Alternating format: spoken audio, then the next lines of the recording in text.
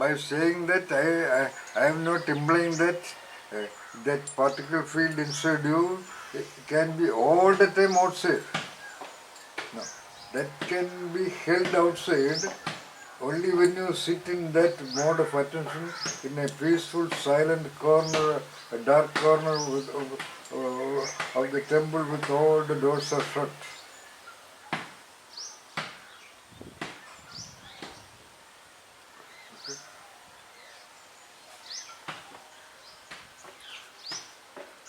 So, in a paradoxical way, if I utilize that four lines of Sir Rabindranath Tagore, that is, leave this chanting and singing and telling of the birds. That means, what he is telling is Chitta Vritti Nirodha. Okay? Okay? Leave this chanting and singing and telling of the birds.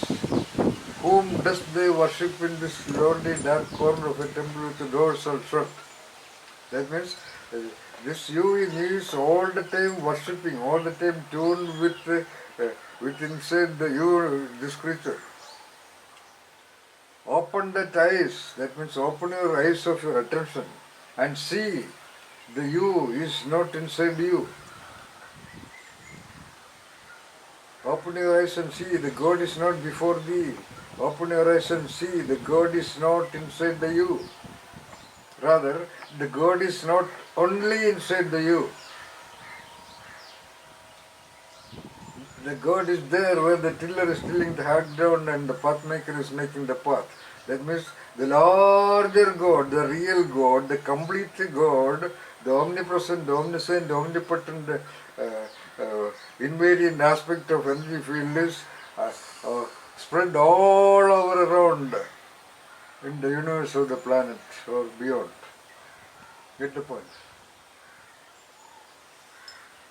That you will know when you sit in incubation. And with applying your will, you forcibly take your attention through the nostrils to the external force field. That force field is available to you through the matter of the air.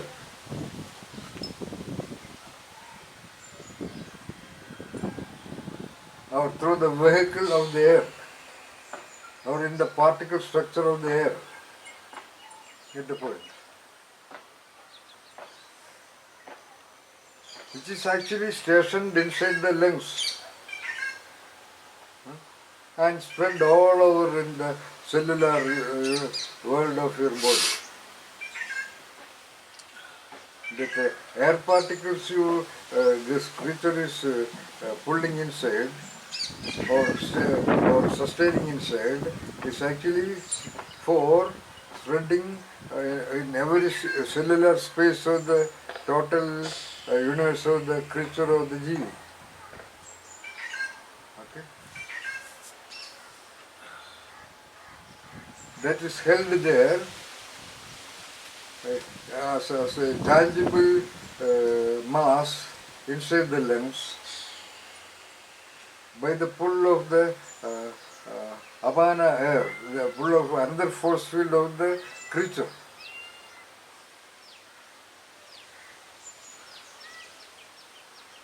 Creature also has the force field, like the trees have, the birds have, the cats have.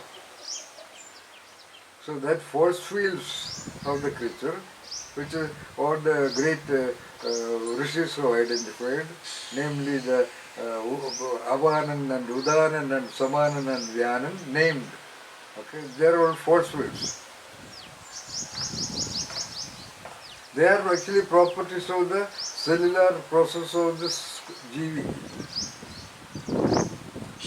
Okay. Or the so-called English language we are all using, the physiological process of the body.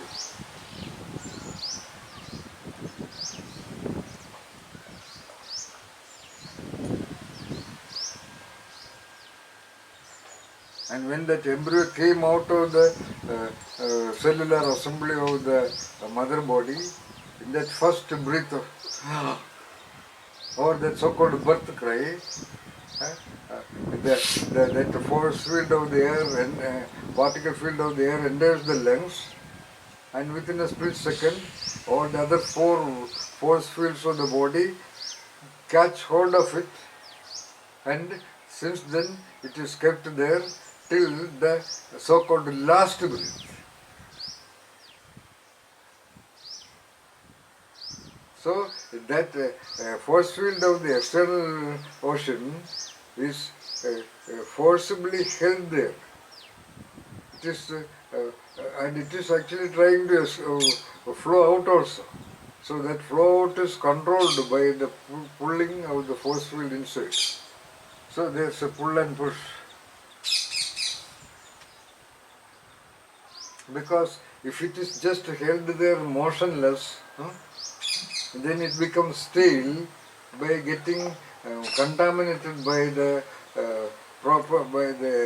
what you call exhaust gas of the cellular process of the body.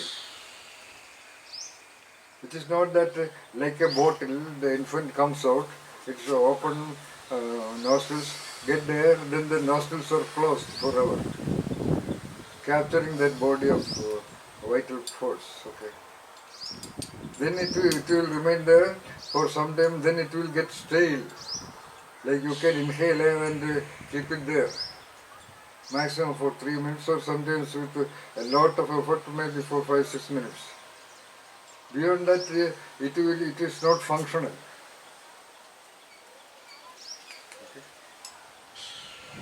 Because it gets corrupted by the influence of the various excess of the cellular process of the body. Then the body cannot exist. So it naturally goes out, or it flows out, because the air is in circulation.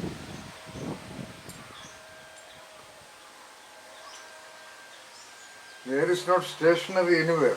If you keep the glass open, okay, and the air is actually circulating inside. It is not that air is captured inside this glass and because of the outside world it is stationed there. No. Get the point.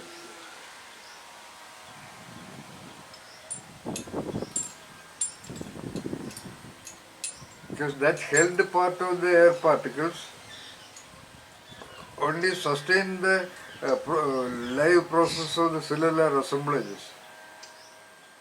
So when it gets stale, like vapor goes out of the water when it is boiled, it goes out. And it cannot, if it completely goes out, the creature will start feeling the rudiments of dying. So at that time, then this values together pull it back by expanding the lungs. Get the point? When that pulling power is lost by the decay and the weakness and the morbidity of the cellular assemblages, at one critical turning point, these 5 values, or at least 3 values of the 4 values, become incompetent, then it cannot pull back the power of the air. Then air becomes stale there. Lungs are open, air does not move. Get the point? That's why through pranayama you can achieve a little bit of long-term sustenance of the body. Because even when the air is about to go, you forcibly do the pranayama or respiration, thereby you renew the prana inside, which will sustain the physiological processes. If the physiological processes are also, if the engines of the physiology are also are capable. That's why health, the so-called health, integrity of the engine powers of the body to be maintained, which we suggest in our Jiva Yoga by taking so-called herbal preparations to an extent. Get the point?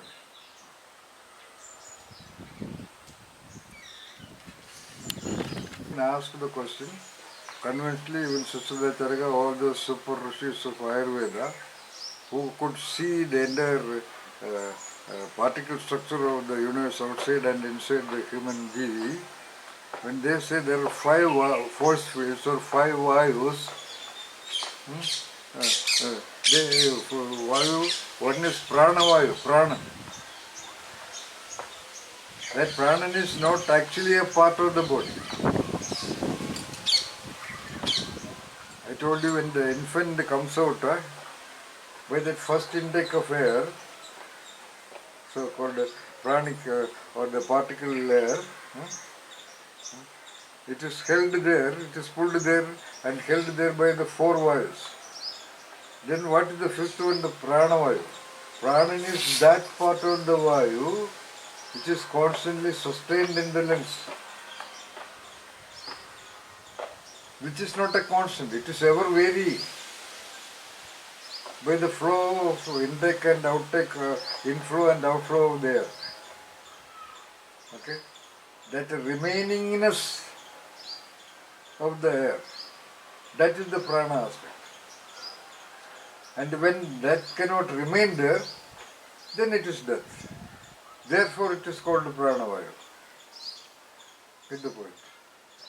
And that prana vayu's flow is held, or prana vayu retained there, or a little part of that air is retained there in the lungs, which is constantly circulated, constantly distributed to the body by the five force fields.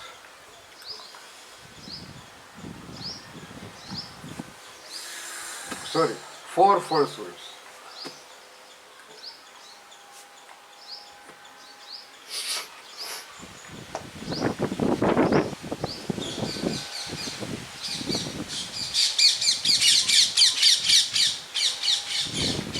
So after death of the creature, this Apana Vayu, Apanan, Samanan, Vyanan and Udanan are still there till the body decays, till the cellular assembly become completely dysfunctional, or the process of the cells are completely stopped. It will continue for many more hours,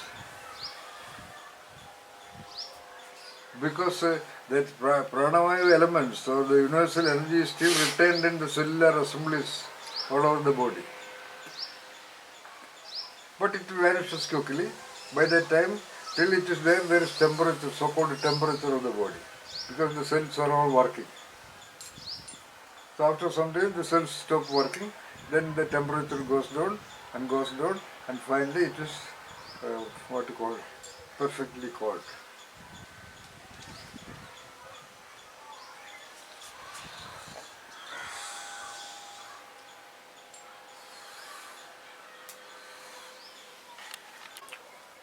Precisely, this is what the ancient rishis or some great mystic, or when the one who perceived the truth of the universe by going out of the confines of the entity, who said that the so-called God is everywhere, or the Brahman is everywhere. Okay, that knowing is delivered to the world, and everybody talks about it.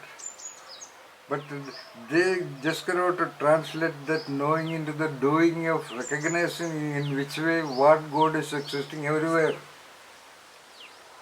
So even if this knowing is known throughout the world for every individual in the world, it will remain only as a knowing. That knowing is like you know the complete details of cooking, but you do not know how to do the doing of cooking, and you will starve and you will not have the food. So that will be definitely there, because that is the statistical truth of the population. Okay. The ancient rishis held their discoveries within very close circles or within themselves, and delivered in definite quantities to rigorously trained, trusted disciples. And they might have gone around and delivered it to some group of 2 or 3 other disciples. But that was all held in a very complex syntax of the so-called language named Sanskrit. Now that is translated, thousands of translations available, and thousands and tens of thousands of people have read it and by heart it and so-called claim to understand it. But they are not able to get into the doing of that. So it is almost like you are ignorant about it. Or you are knowing that and not knowing are the same. But what you said as a point, the rishis held it a secret, not a secret. They delivered it to only those who can comprehend it. That is very meaningful. There is no point in delivering it to the entire population, which is now proved. At a simpler level, everybody knows the fundamental actions of the Gita or the Bible or whatever. But they do not leave a trace of that. Because they are all confined, because that operating principle which we are discussing now, which is everywhere outside, that operating principle, they take it as within them. They are all victims of the conditioned response, organic conditioning of I, meaning that body, and the self, all those names. So they are all those I's only. And that I, being conditioned with the organic reflexes from childhood onwards, it just cannot go, attention cannot take itself outside of that I and merge with the so-called universal I, which we are referring to. Get the point? So so what you said is a point. There is no sense in uploading this video, or but we do it just because we have this tool, we have this magnanimity, let us say so, to deliver it to the world. Okay.